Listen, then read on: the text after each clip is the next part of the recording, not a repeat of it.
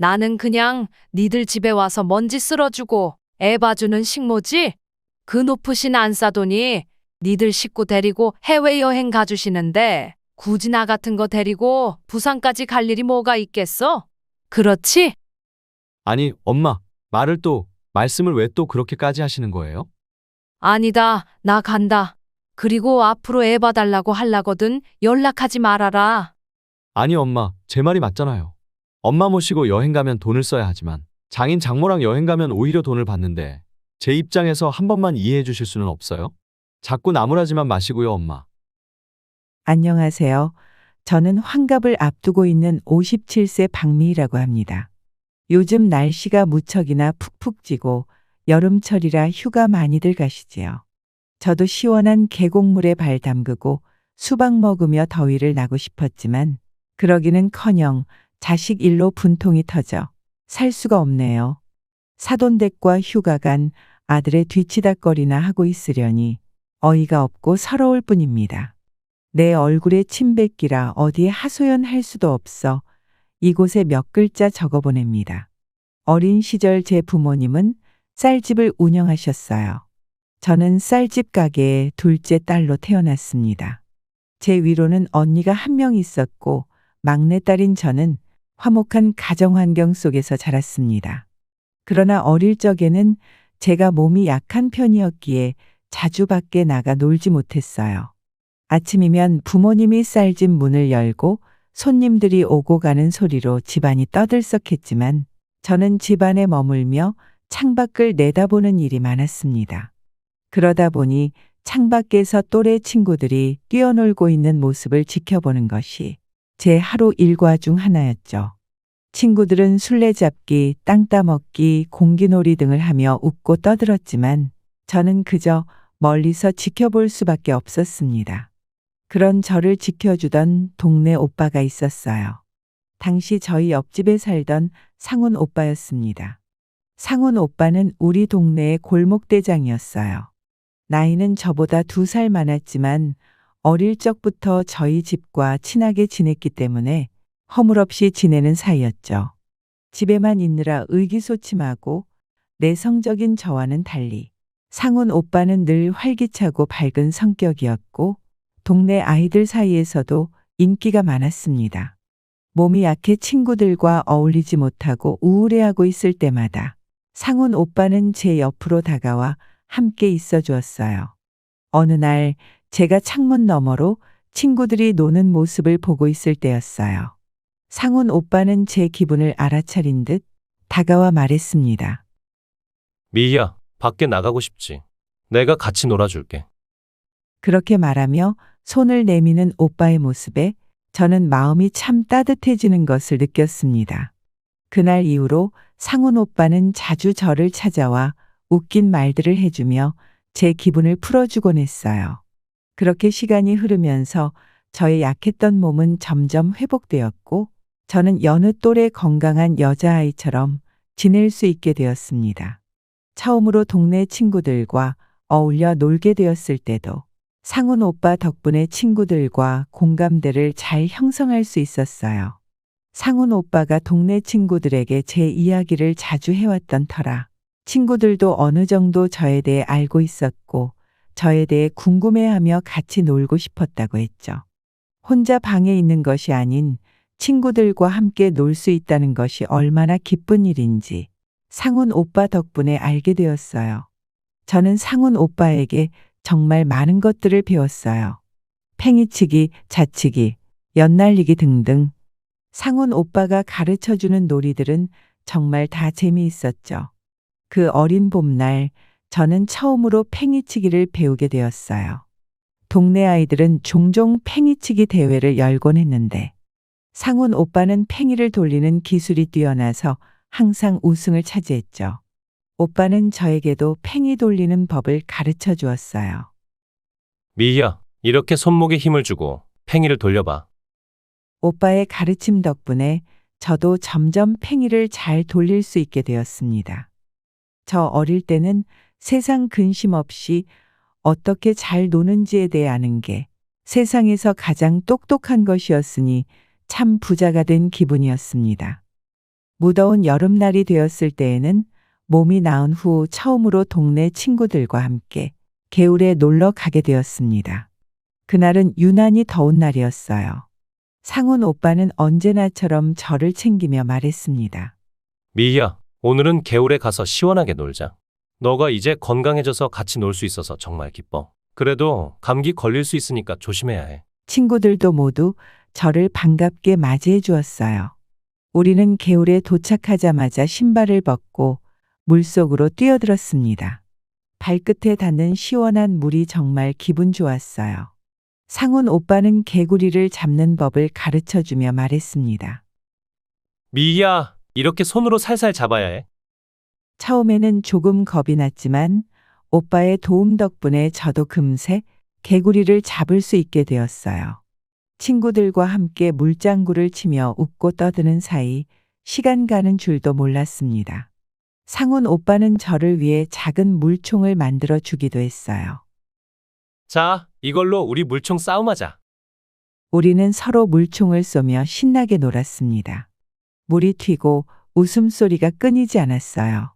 집안에서 혼자 있던 제가 친구들과 함께 놀이를 하는 것은 정말이지 너무나도 즐거웠죠.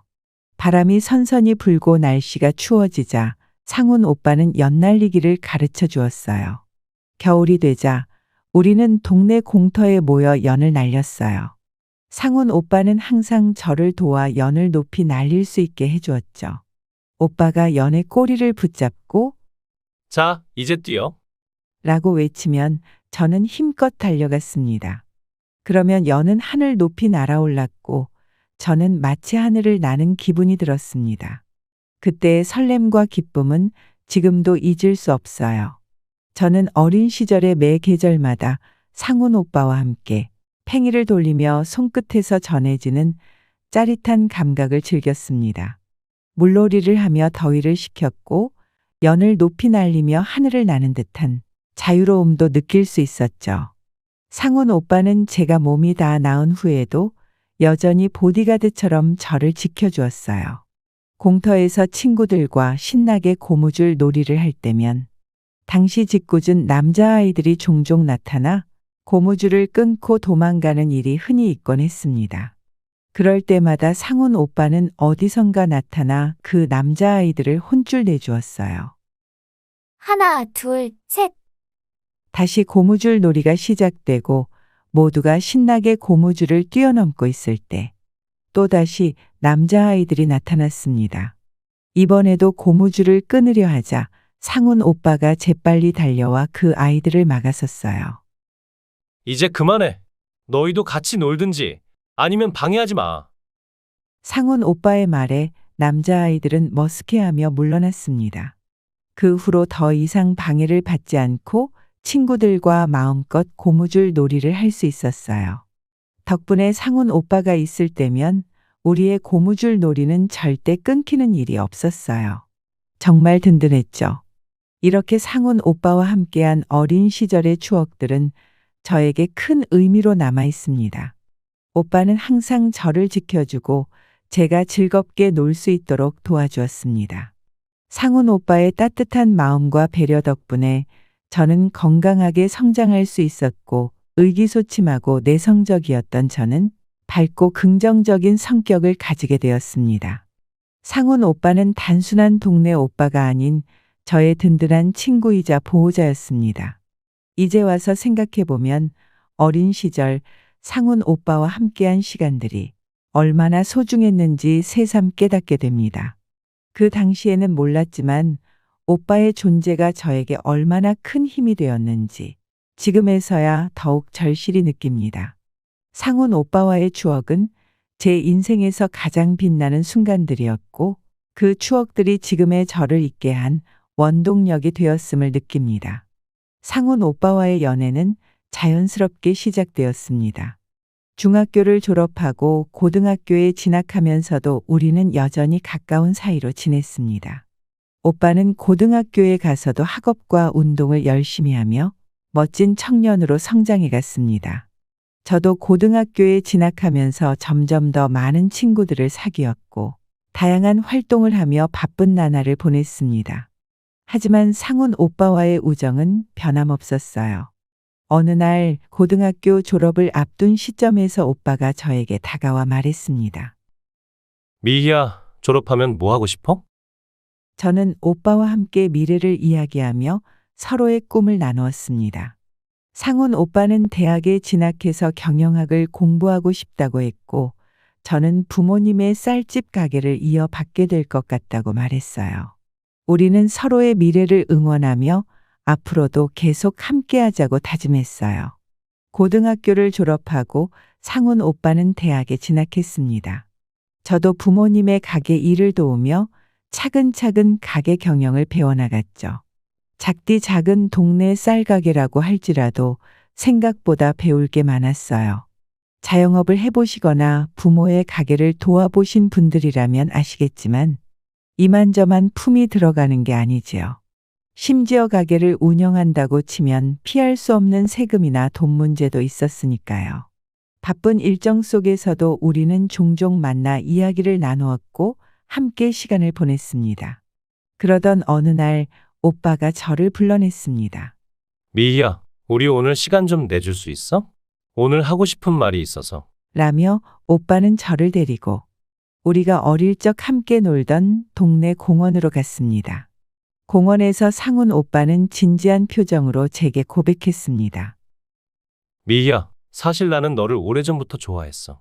너와 미래를 함께하고 싶어. 그 순간 제 심장은 두근거렸고 얼굴은 금세 빨개졌어요. 사실 상훈 오빠의 마음을 모르는 것은 아니었어요. 저도 같은 마음이었지만 워낙 어린 시절부터 함께 해온 사이라서 관계가 변하게 되면 어색해질 것 같기도 하고 여러 복잡한 생각들이 들어 조심스러웠죠. 상훈 오빠도 고민을 많이 했을 텐데 용기 낸 상훈 오빠의 고백에 저는 기뻐서 눈물이 났습니다. 오빠, 나도 오빠를 좋아해. 함께하고 싶어. 우리는 서로의 마음을 확인하며 연애를 시작하게 되었습니다. 연애를 시작한 후에도 우리는 변함없이 서로를 아끼고 사랑했습니다. 오빠는 대학 생활을 하며 바빴지만 항상 시간을 내어 저를 만나러 와주었고 저는 오빠와 함께 있는 시간이 가장 행복했습니다. 우리는 서로의 꿈을 응원하며 미래를 함께 바라볼 수 있었어요. 결혼을 결심하게 된 계기는 오빠의 따뜻한 마음씨였어요. 어느 겨울 제가 독감에 걸려 고생하던 때였어요. 오빠는 매일같이 저희 집에 찾아와 죽을 끓여주고 약을 챙겨주었습니다. 저를 위해 손수 만든 생강차를 내밀며 미희야, 이거 마시면 금방 나을 거야. 라고 말하는 오빠의 모습에 감동받았죠. 그 순간 저는 이 사람과 함께라면 어떤 어려움도 이겨낼 수 있겠다고 생각했어요. 사실 어릴 때부터 나는 크면 꼭 상훈 오빠랑 결혼해야지 라는 마음이 있었기 때문에 어쩌면 당연하게 든 생각이었는지도 모르겠습니다. 그렇게 몇 년의 연애 끝에 상훈 오빠는 대학을 졸업하고 번듯한 회사에 취직했습니다. 저는 부모님의 쌀집 가게를 운영하며 꾸준히 일했고 오빠는 매일 바쁜 일정을 소화하면서도 항상 저를 먼저 생각해 주었습니다. 오빠는 주말마다 저희 가게에 들러 도움을 주고 함께 시간을 보내며 우리 미래에 대한 이야기를 나누곤 했어요. 자연스럽게 결혼 얘기가 나오기 시작했고 우리는 서로에 대한 믿음과 사랑을 확인하며 결혼을 결심하게 되었습니다. 결혼 준비는 정말 행복한 시간이었어요. 예비 신랑과 함께 웨딩드레스를 고르고 결혼식 장소를 정하는 모든 순간이 꿈만 같았습니다. 부모님께 결혼 소식을 전할 때 부모님은 물론이고 동네 친구들 모두가 기뻐해 주었어요. 어린 시절부터 함께 놀던 친구들은 우리 결혼 소식을 듣고 하나같이 입을 모아 말했습니다. 어릴 때부터 상훈이 형이 미희 너를 그렇게 극진히 챙기더니 난 두 사람이 결혼할 줄 알았다니까. 친구들의 그 말에 우리는 서로를 보며 웃었고 저는 더욱이 상훈 오빠에게 고마운 마음이 들었어요. 결혼식 날이 다가오자 우리는 설레는 마음으로 하루하루를 보냈습니다. 결혼식은 동네 사람들이 모두 모인 가운데 따뜻하고 화기애애한 분위기 속에서 진행되었습니다. 친구들은 모두 와서 축하해 주었고 가족들 역시 기뻐해 주셨어요. 결혼식장에는 우리가 어릴 때 함께 놀던 동네 공터에서 찍은 사진들이 장식되어 있었고 그 사진들을 보며 많은 추억들이 떠올랐습니다. 결혼식 날 상훈 오빠는 제 손을 잡고 말했습니다. 미희야, 이제 우리가 진짜 가족이 되었어. 앞으로도 항상 내 곁에서 지켜줄게. 그 말에 저는 눈물이 날 뻔했지만 기쁨의 눈물이었습니다. 우리는 서로를 바라보며 영원히 함께할 것을 다짐했어요.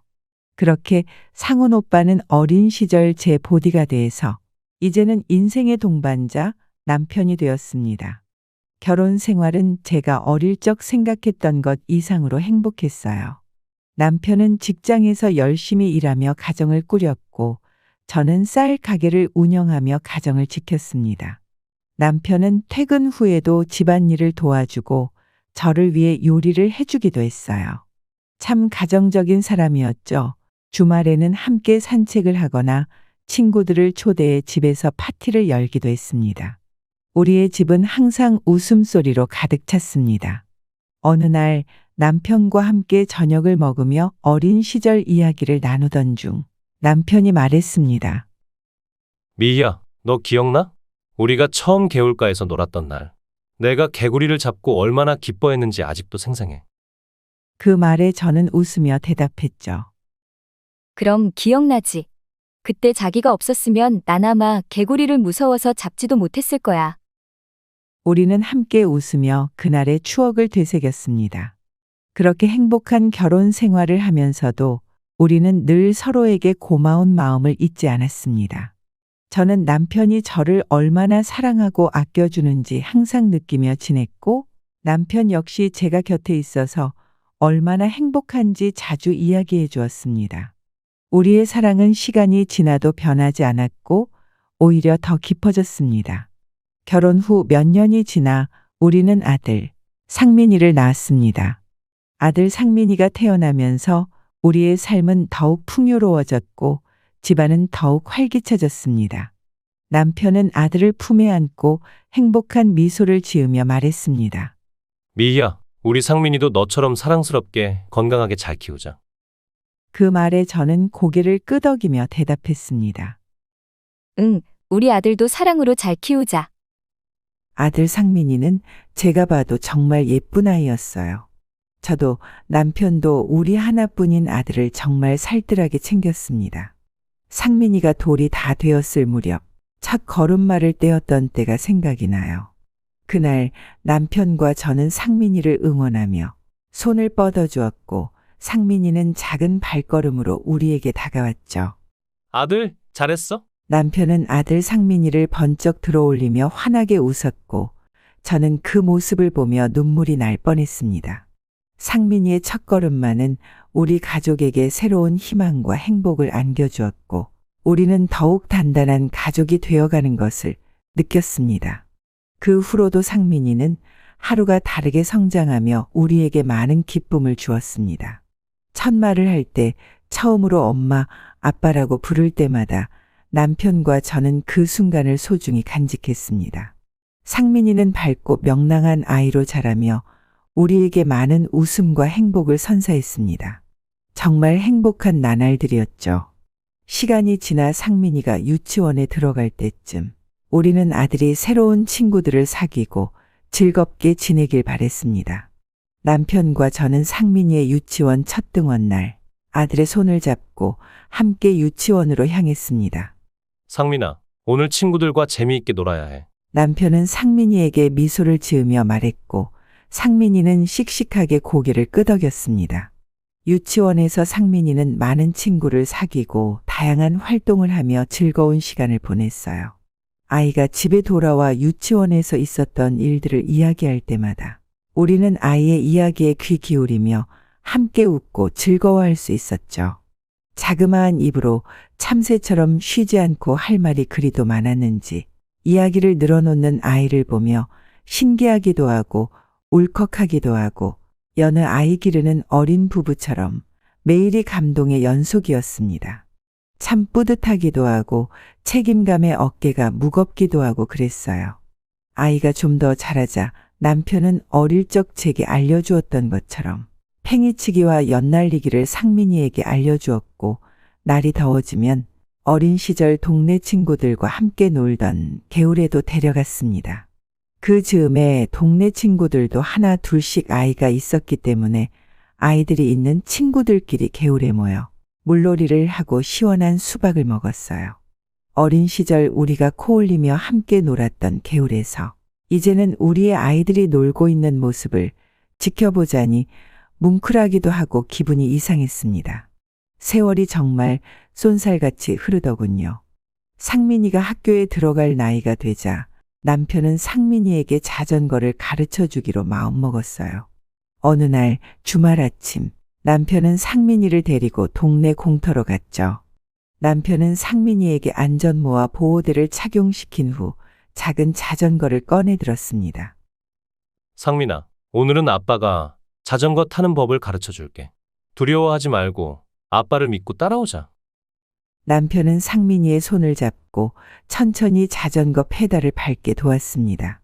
처음에는 상민이가 자전거 위에서 균형을 잡기 어려워했지만 남편은 끊임없이 상민이를 응원하며 옆에서 지켜주었어요. 괜찮아, 상민아. 천천히 하면 돼. 아빠가 여기 있으니까 걱정하지 말고. 상민이는 몇 번 넘어지기도 했지만 아빠의 응원과 격려에 힘입어 다시 일어나 자전거를 타기 시작했습니다. 조금씩 더 잘하고 있어, 상민아. 이제 아빠 손을 놓고 혼자 해볼까? 남편은 상민이의 뒷자리를 잡아주다 점점 손을 놓으며 상민이가 혼자 자전거를 타게 도왔습니다. 상민이는 두려움을 이겨내고 처음으로 혼자 자전거를 타기 시작했어요. 아빠, 나 혼자 타고 있어요. 상민이가 자전거를 타며 환하게 웃는 모습을 보며 남편과 저는 함께 박수를 쳐주었던 것이 기억이 나요. 나이 먹고 생각해봐도 그 순간은 정말 잊을 수 없는 감동적인 장면이었습니다. 아이가 자신의 힘으로 무언가를 터득하고 이루어낼 수 있다는 것을 본 순간, 뭔가 제 속에서 시간이 벌써 많이 흘렀구나 라는 생각에 알 수 없는 오묘한 기쁨과 생각이 들었던 것 같아요. 여러분도 그런 적 있지 않으셨나요? 자식이 무언가를 해냈을 때 기쁘면서도 문득 이렇게 쑥쑥 자라서 나중에 내가 필요 없는 그때가 오면 이라는 생각에 괜히 섭섭한 기분이 들기도 하는 그런 때 말이에요. 자전거를 배우는 과정에서 상민이는 많은 것을 배웠던 것 같아요. 균형 잡는 법, 두려움을 이겨내는 법, 그리고 실패에도 끊임없이 도전하는 자세를 말이죠. 남편과 저는 상민이의 성장을 지켜보며 앞서 제가 말한 기분 좋은 아쉬움을 느꼈던 것 같습니다. 그렇게 상민이는 참 열심히도 자전거를 타고 다녔죠. 그렇게 아이는 무럭무럭 자라서 학창 시절을 겪게 되었습니다. 사춘기를 겪는 아이들이 무릇 그렇듯이 상민이도 어릴 적 귀여운 맛은 사라지고 퉁명스러운 모습이 되었죠. 어릴 적 영특하고 순수했던 상민이는 지 부모와 함께 시간을 보내는 것을 좋아하던 아이였지만 이제는 자기만의 시간이 더 중요한 여느 청소년이 되어버렸습니다. 아침이면 엄마, 아빠 다녀오겠습니다. 라고 밝게 인사하던 상민이는 이제 다녀올게요. 라고 짧게 말하며 집을 나서곤 했죠. 저는 아들 하나 키워본 것이 고작인 초짜 엄마였기에 아들의 변화에 쉽사리 적응하기 힘들었어요. 지금에야 맘카페니 뭐니 인터넷과 TV에 유명한 교수들도 나와서 육아 방법을 너무도 간편하게 다 알려주는 시대가 되었지만 당시에는 이런 아이의 싸늘하게 변해버린 태도에 어떻게 대응해야 좋을지 알 수 있는 방법이 없었습니다. 그래서 어느 날 저녁 저는 남편에게 이 적응 안 되는 아들의 변화에 대한 걱정을 털어놓으며 어찌해야 할지 물어봤죠. 걱정 마. 원래 저 나이 때의 아이들은 다 저렇게 크는 거지. 당신도 나도 다 저런 시절이 있었지만 워낙에 오래되어 기억이 나지 않을 뿐이야. 남편은 대수롭지 않은 일이니 걱정 말라는 듯 저에게 안심하라고 말해 주었습니다. 하지만 저희 걱정은 쉽사리 가라앉지 않았죠. 그날 저녁에도 남편과 저는 저녁 식사를 준비하며 상민이를 기다리고 있었어요. 상민아, 저녁 먹자. 남편이 상민이를 불렀지만 상민이는 방에서 나올 생각을 하지 않았어요. 잠깐만요. 게임 끝나고 갈게요. 그 말에 남편과 저는 서로를 바라보며 씁쓸한 미소를 지었습니다. 남편은 저에게 이제 익숙해져야 한다며 영원히 사춘기를 겪는 아이가 어디 있겠냐 걱정 말라 했지만 예전 같으면 바로 뛰어나와서 함께 식사를 즐겼을 텐데 이제는 점점 대화가 줄어드는 것 같아 마음이 아팠습니다. 그래도 남편과 저는 상민이의 사춘기를 잘 이겨내기 위해 더 많은 시간을 내어주고 아이의 이야기를 들어주기로 결심했습니다. 그래서 저도 손님이 없는 날에는 가게 문을 조금 빨리 닫고 가급적 학교 끝나고 집에 온 아이에게 간식거리 하나라도 더 만들어주며 이야기를 나눠보려 애를 쓰기도 했었죠. 하지만 우리 가족의 평화롭던 일상은 예기치 않은 사건으로 인해 산산조각이 나고 말았습니다. 이 이야기를 다시금 꺼내려니 시간이 많이 지났지만서도 아직도 속이 울렁거리고 마음이 참 무겁습니다. 그때도 지금처럼 매미가 울어대고 때때로 소나기가 퍼붓는 여름이었어요.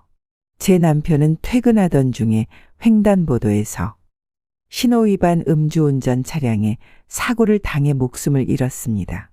집에서 저녁을 준비하던 저는 소식을 듣고 급히 병원으로 달려갔지만 남편은 이미 숨이 멈춘 상태였어요. 시간이 많이 지났지만 아직도 당시를 생각하면 여기까지밖에 당시 상황이 구체적으로 생각나지 않습니다. 현장에서 남편을 보고는 저 또한 큰 충격에 정신을 잃었었기 때문입니다. 이후 장례를 치르고 남편의 뒷수습을 무슨 정신으로 어떻게 했는지도 모르겠습니다. 정말이지 당시의 일들이 잘 기억이 나지 않아요. 정신과도 다녔죠. 제정신으로는 살 자신이 없었습니다.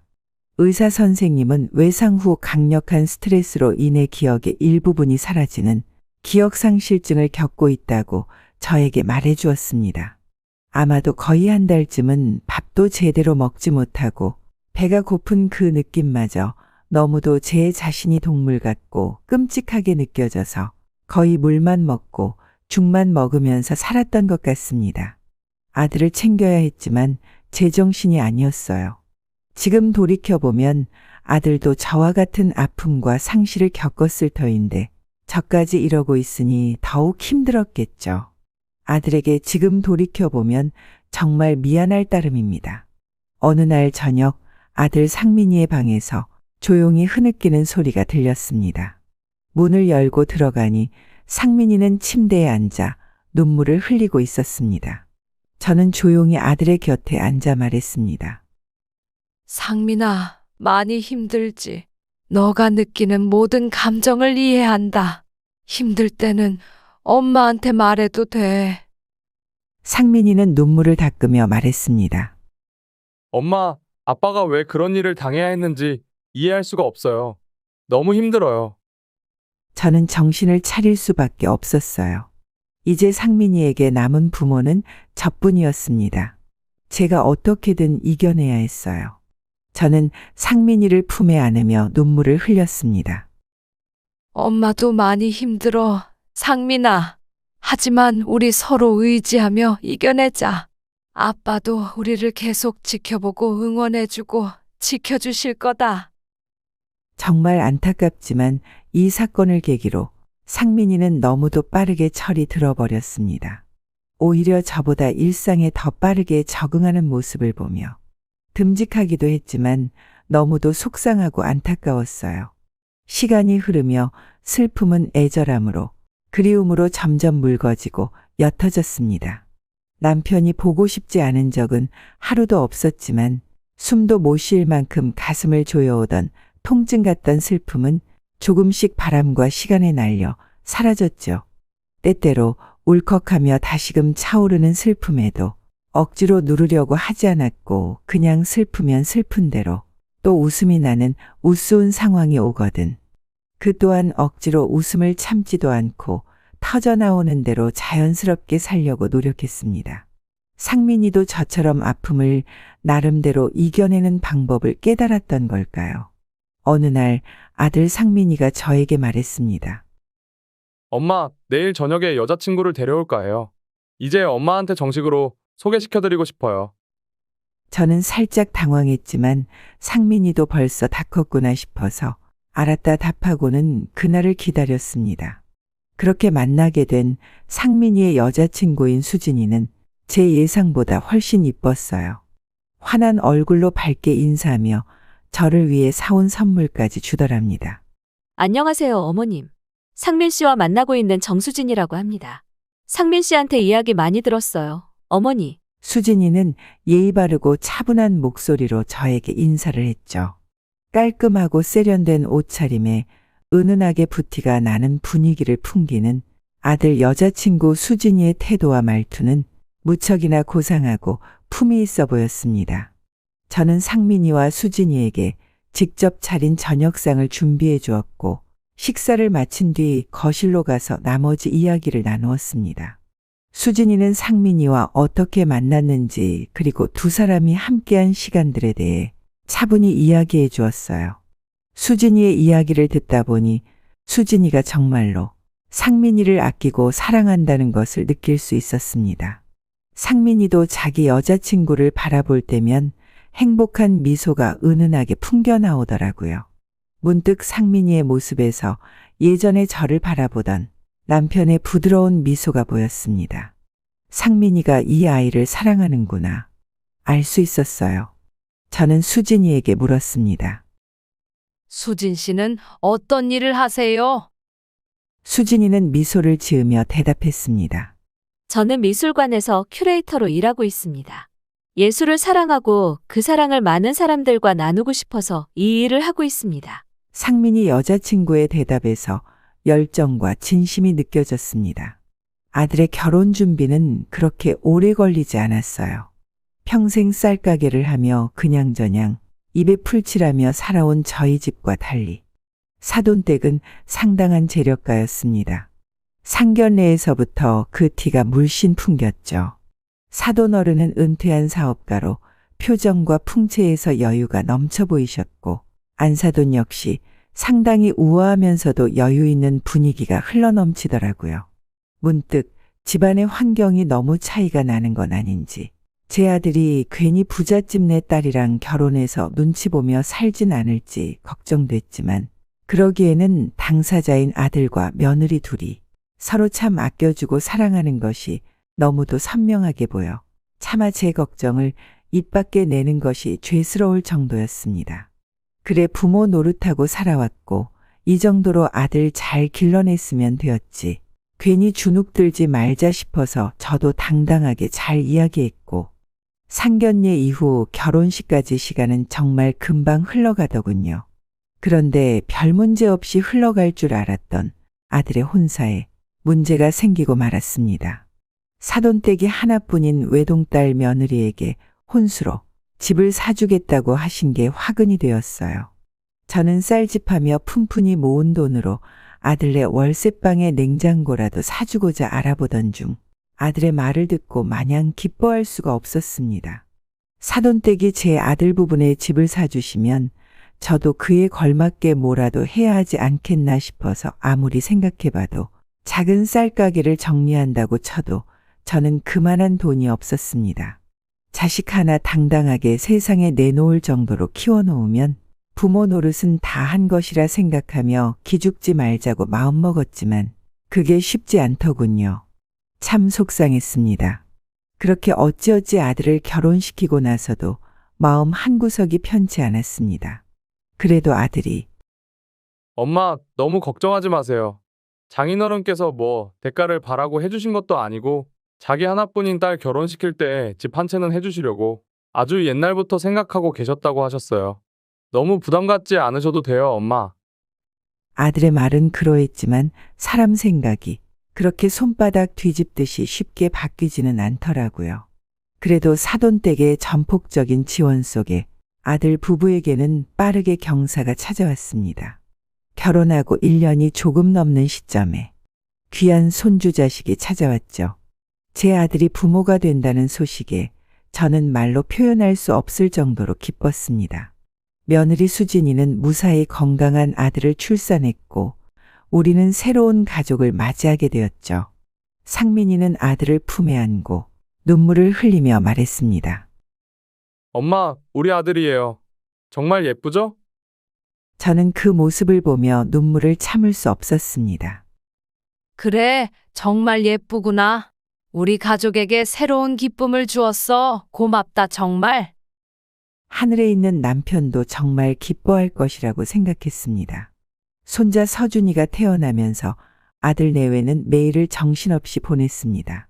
아들네 부부는 원래 맞벌이를 계속 해왔기 때문에 며느리의 육아휴직 기간이 끝나면 다시금 일을 하기로 했다 하더군요.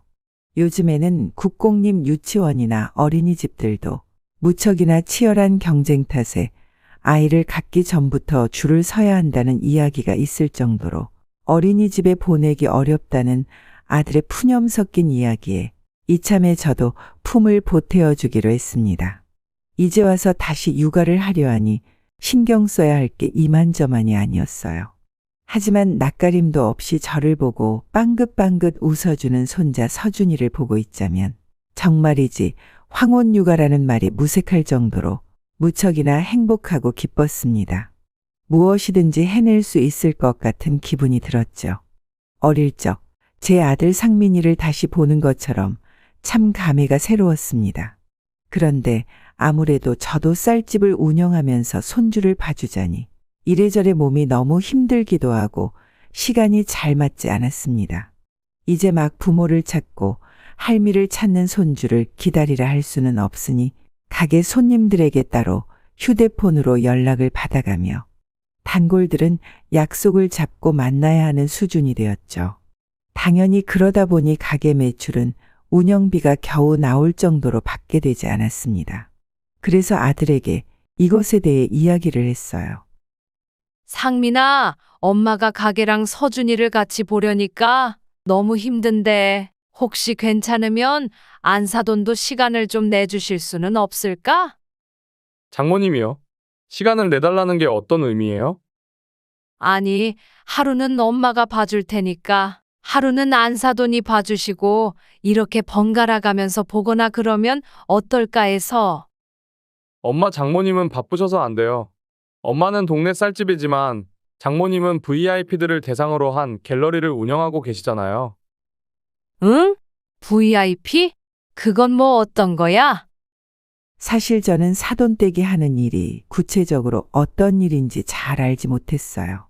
아들 말로는 며느리가 일하는 갤러리도 사돈댁 소유의 건물에 있는 거라 큰 건물주라는 것만 어렴풋이 알 뿐이었습니다. 여튼 장모님께 서준이를 맡아달라는 건 좀 어려울 것 같아요. 엄마 죄송해요. 아들의 단호한 태도에 저는 더 이상 아무 말도 할 수 없었어요. 어찌되었건 일을 하신다는 뜻인 것 같은데 저도 가게를 운영하고 있잖아요. 안사돈의 일은 중요하고 제 가게는 중요하지 않다는 뜻으로 느껴져서 무척이나 서운했습니다.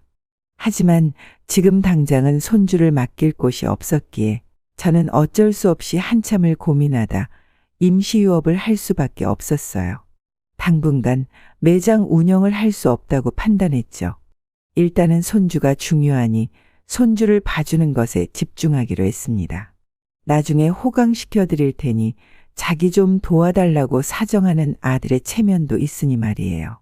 아들도 제가 고생하는 것이 눈에 자꾸 밟혔는지 어느 날 저에게 엄마, 이번 여름에 엄마랑 저희 가족이랑 해서 다 같이 부산으로 휴가를 가는 건 어떨까요?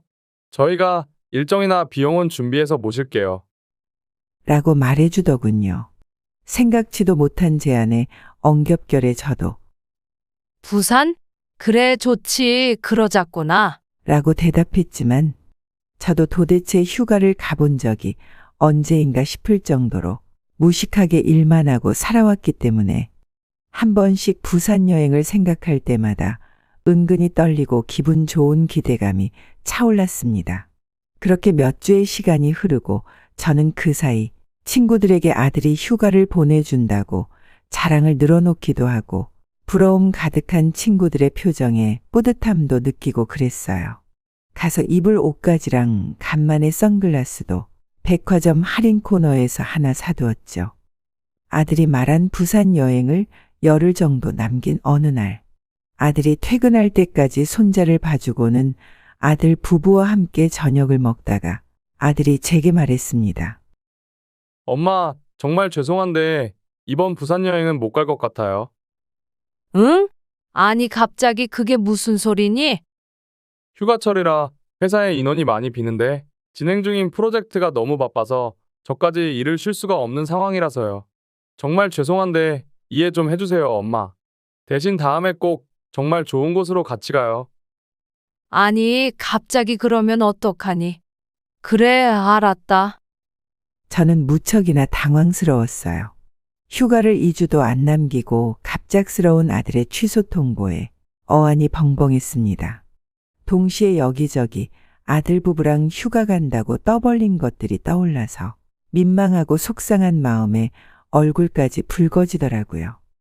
옆에서도 연신 죄송하다는 며느리와 아들 앞에서 더 이상 뭐라 하지 못하고 알겠다고 이야기한 뒤 집으로 돌아오는 길에 착잡한 마음뿐이었습니다. 문제는 그 다음 주에 발생했어요. 저는 여느 때와 다름없이 영어 유치원에 가 있는 손주를 데리러 시간에 맞게 유치원으로 향했습니다. 유치원이 끝나고 손주와 또래 친구들이 우르르 입구로 선생님들과 함께 나왔죠. 저는 손주의 또래 친구들과도 반갑게 인사를 주고받으며 다른 학부모들과 인사를 했어요. 그때였습니다. 엄마, 나도 서준이네처럼 비행기 타러 가고 싶어요. 응? 그게 무슨 소리니? 서준이가 할아버지 할머니랑 엄마 아빠 다 같이 다음 주에 비행기 타러 간다 했단 말이에요. 저는 머리를 한 대 맞은 것 같은 기분이었습니다. 다음 주에 사돈이 운영하는 미술관에 손자 서준이를 데리고 견학 다녀올 겸 한 주는 자기들이 아이를 돌볼 테니 한 주 정도 엄마는 푹 쉬시라며 아들이 이야기한 게 생각났어요. 저는 설마 아니겠지 싶어서 그날 저녁 아들에게 물었습니다. 너 다음 주에 어디 간다 그랬지? 다음 주에 장모님이 운영하는 미술관에 서준이 데리고 견학 갔다가 장모님 댁에서 일주일 정도 있다 오려고요. 정말 사돈 네 집에 있는 게 맞아? 아니, 갑자기 왜 그러세요, 엄마? 오늘 서준이 유치원 갔다가 다 들었다. 너 다음 주에 비행기 타러 간다며?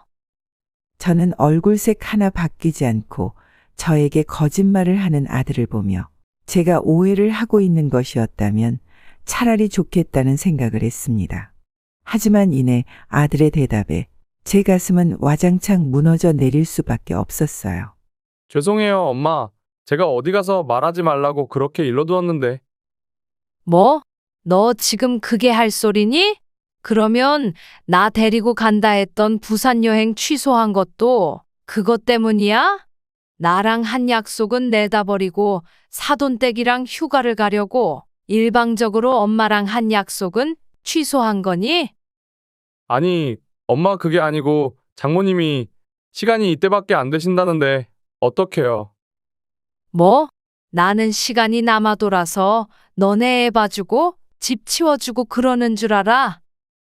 장인어른이랑 장모님은 중요한 손님들을 만나시잖아요. 그리고 이번 해외여행 비용도 전부 장모님이 내주시기로 했는데 저희가 그럴 돈이 어디 있어요.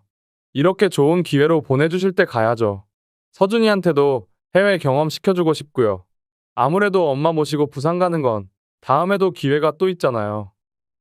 저는 멍하니 아들의 이야기들을 듣고 있을 수밖에 없었습니다. 아들의 말이 맞아요. 저는 아들 부부와 손자를 데리고 해외여행을 갈 여유 같은 것은 없었습니다. 그렇게 많은 돈도 없고 안사돈과는 달리 어디 기업의 회장이라던가 그런 높은 사람들의 연락처도 전혀 모르니까요. 사람의 값어치가 있다면 모르긴 몰라도 제가 안 사돈보다 훨씬 저렴하겠죠. 나는 그냥 니들 집에 와서 먼지 쓸어주고 애 봐주는 식모지? 그 높으신 안사돈이 니들 식구 데리고 해외여행 가주시는데 굳이 나 같은 거 데리고 부산까지 갈 일이 뭐가 있겠어? 그렇지? 아니 엄마, 말씀을 왜 또 그렇게까지 하시는 거예요? 아니다, 나 간다. 그리고 앞으로 애 봐달라고 하려거든 연락하지 말아라. 저는 더 이상 아들이랑 말을 섞었다가는 쓰러져서 펑펑 울 것만 같아서 서둘러 아들 집에서 나올 수밖에 없었습니다. 그러고는 그날 집에 가서 얼마나 울었는지 모르겠네요. 남편은 왜 저딴 놈을 남겨두고 먼저 가신 건지 정말 눈앞에 있다면 멱살이라도 잡고 펑펑 울고만 싶었습니다. 엄마랑 여행을 가면 돈을 써야 하는데 장인 장모랑 여행을 가면 오히려 돈을 받는다며 어떤 게 합리적이냐는 아들의 말이 자꾸만 떠올라서 도무지 잠이 오지 않았어요. 어느 부모가 지 자식 키울 때 사랑을 합리적으로 따져가며 주나요? 저는 제 에너지가 닿는 한 최대한 쥐어짜내어 아들을 키웠습니다. 그런데 아들은 장인 장모와 저를 저울 위에 올려놓고 합리적으로 모시려 하더군요. 지들이 필요할 때는 저에게 살살거리면서 황혼 육아를 시켜 먹고 아이 봐주고 밥 해주고 청소해주게 잘 써먹고는 사돈댁이 해외여행 간다 하니 쪼르르 가서 붙어서는 저는 내팽개치고 어머니 아버지 하며 그 짝에 붙어먹는 꼴을 보자니 인생 헛살았다. 뭔가가 단단히 잘못되었구나 싶어서 이제는 더 이상 눈물조차 나오지 않습니다. 그날 이후 아들은 죄송하다고 카톡도 보내고 전화도 오고 그랬어요. 그런데 찾아오진 않더군요. 막말로 며느리와 손자 녀석 모두 데리고 찾아와서 무릎이라도 꿇고 사과했다면 단박에 용서했을지도 모르겠습니다.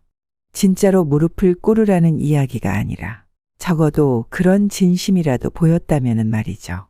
그런데 며느리는 연락도 없고 아들놈은 하루 이틀 엄마 미안해요 카톡만 띡 보내고는 이후 아직까지도 아무 연락이 없는 상태예요. 다 내려놓고 싶습니다. 아들도 손자도 뭣도 그냥 나에게는 아무것도 없었다. 나는 그냥 오래전 남편과 사별하고 그 흔한 자식 하나 없는 과부였다. 라고 생각하고 남은 인생을 살아가야 하나? 라는 생각도 듭니다. 그런데 문득 이게 맞나?